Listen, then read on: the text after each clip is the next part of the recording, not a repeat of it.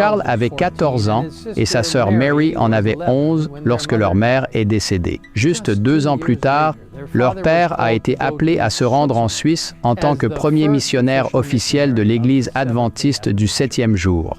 Refusant de laisser ses enfants derrière lui, John Nevins Andrews était ravi lorsque Charles et Mary étaient impatients de le rejoindre en mission.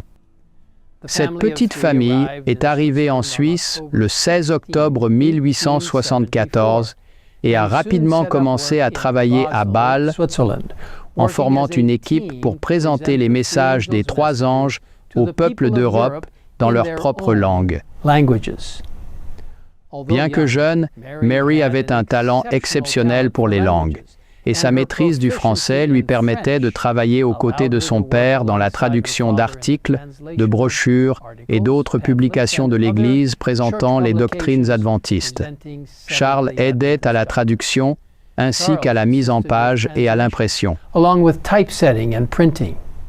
La petite famille a travaillé dur ensemble et a apporté la vérité présente à ceux qui vivent en Europe et au-delà.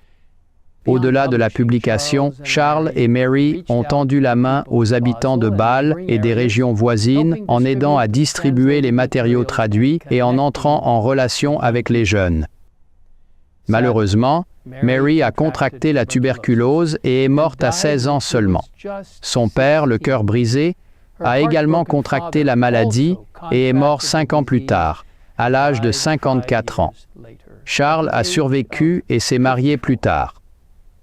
Son fils, également nommé John Andrews, a poursuivi l'engagement de la famille à la mission et est devenu le premier missionnaire adventiste au Tibet. Dieu appelle encore des missionnaires aujourd'hui, que ce soit pour aller de l'autre côté du monde ou juste de l'autre côté de la rue. Il invite tout le monde à faire partie de l'implication totale du membre global atteignant le monde pour lui. Jésus a dit, « La moisson est grande, mais il y a peu d'ouvriers. » Allez-vous lui dire « oui » aujourd'hui?